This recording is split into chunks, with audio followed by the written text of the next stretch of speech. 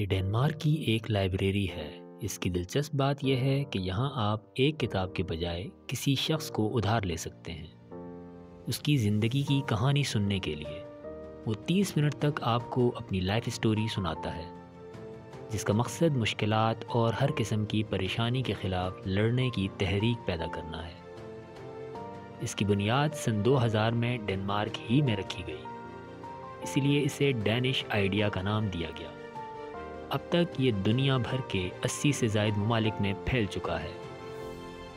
ہر شخص کا ایک عنوان ہوتا ہے، جیسے بے روزگار، پناہ گزین، تنہا، احساس کمتری کا شکار، احساس جرم وغیرہ وغیرہ۔ اسے دی ہیومن لائبریری کا نام دیا گیا ہے۔